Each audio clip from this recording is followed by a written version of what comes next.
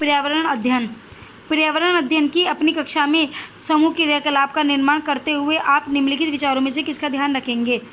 लड़के और लड़कियों को समान रूप में रुचि कर लगे इसका और इसमें मूल्यवान सामग्री लगी हो, बी और सी।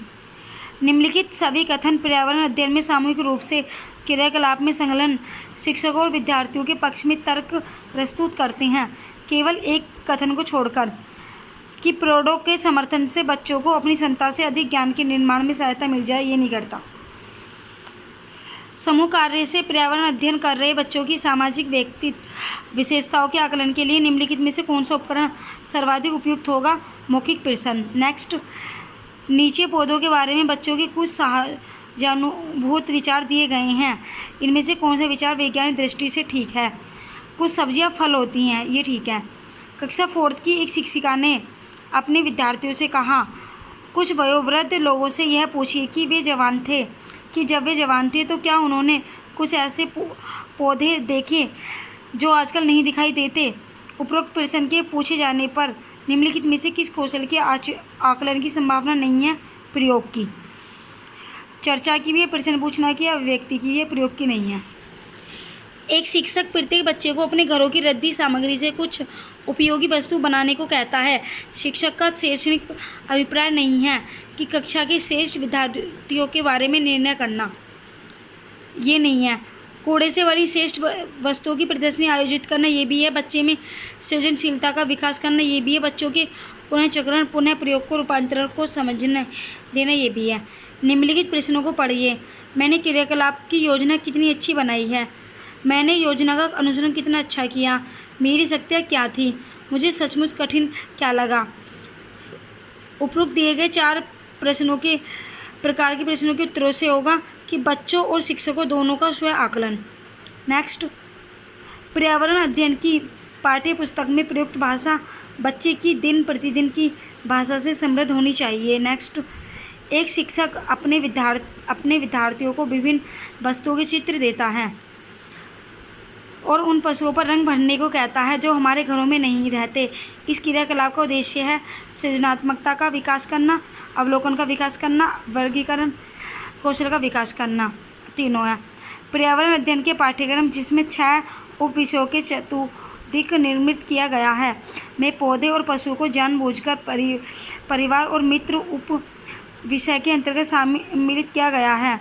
इसके लिए निम्नलिखित में से एक कारण को छोड़कर शेष सभी कारण हो सकते हैं। यह एक कारण कौन सा है?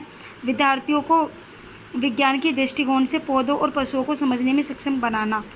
नेक्स्ट, पर्यावरण अध्ययन के शिक्षण अधिगमन में सर्वेक्षण का उद्देश्य है समुदाय के साथ अनोनी क्रिया का अवसर प्रदान करना, बच्चे की विभिन्न लोगों के प्रति संवेदनशील बनाना, सूचना को प्रत्यक्ष प्राप्त करने का अवसर प्रदान करना, आकलन के एक अवसर के रूप में इनका प्रयोग करना, चारों है।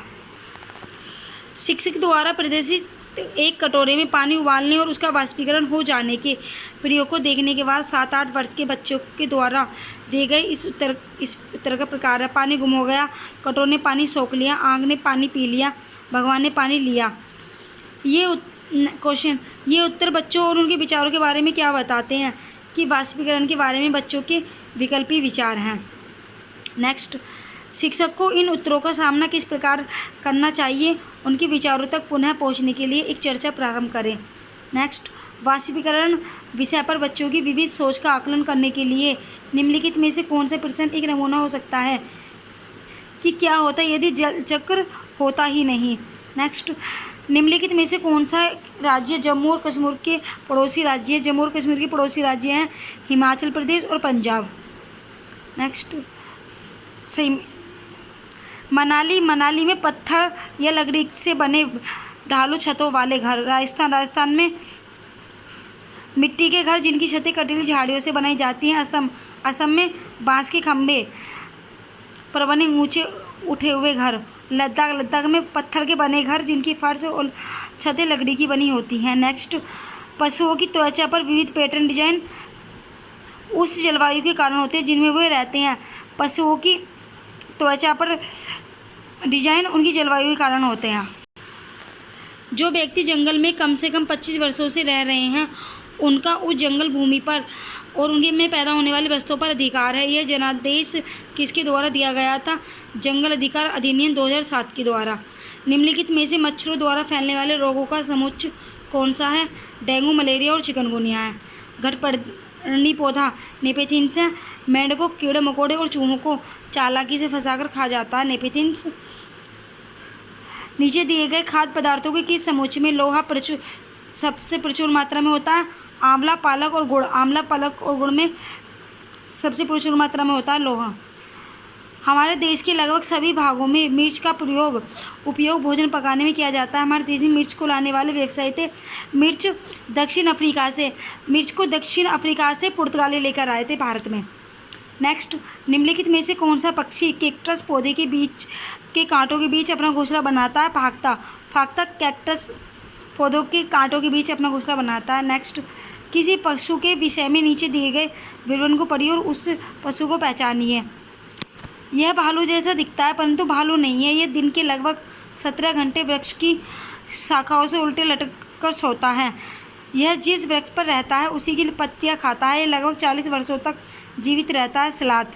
नेक्स्ट, नीचे दिए गए जीवों के समूह में से किनकी दृष्टि श्रेष्ठ होती है तथा वे मनुष्य की तुलना में 4 गुनी अधिक दूरी को वस्तु को देख सकते हैं? चील, गरुड़ और गिद्ध। चील, गरुड़ और गिद्ध की दृष्टि सबसे तेज होती है। एक फसल को काटने के पश्चात खेत को कुछ वर्षों के लिए खाली छोड़ देते हैं। उसमें कुछ भी उगाया नहीं जाता। इस भूमि में बांस या अन्य खरपतवार जो भी कुछ उगता है उसे काटकर जला दिया जाता है। ऐसा झूम खेती में होता है। नेक्स्ट, जब कोई सपेरा अपने वाद्य यंत्र बीन को बजाता है तो सांप उसकी धमनी पर अपने सिर को इधर उधर घुमाता है। आपके विचार से सांप वाद्य यंत्र के प्रति अनुक्रिया कर रहा है उस वाद्य यंत्र द्वारा उत्पन्न कंपनों के प्रति अनुक्रिया करके। नेक्स्ट, परिवार एक इकाई होता है जिसमें माँ, पिता और उनके 2 बच्चे होते हैं। यह कथन सही है क्योंकि परिवार कई प्रकार के होते हैं। यह सही नहीं है क्योंकि परिवार कई प्रकार के होते हैं तथा परिवार का केवल एक ही प्रकार में वर्गीकरण नहीं किया जा सकता। नेक्स्ट, मानवों के पेट में अवश्य रस की प्रकृति अम्लीय होती है और वह भोजन के पाचन में सहायता करती है। ये अम्लीय। नेक्स्ट, कक्षा 3 के एक शिक्षक ने अपने बच्चों को निम्नलिखित पेड़ों की पत्तियां को वर्गीकृत करने को कहा है, जैसे नींबू, आम, तुलसी, पुदीना, नीम, केला। कुछ विद्यार्थियों ने पत्तियों का वर्गीकरण इस प्रकार किया है: दवाओं के गुण वाली पत्तियां और दवाओं के गुण से रहित पत्तियां, बड़ी पत्तियां और छोटी पत्तियां। शिक्षक ने समूह ए को सही माना और बी को गलत। वर्गीकरण का कार्य बहुत विशिष्ट और स्तरीकृत है और इसका एक ही उत्तर सही होता है।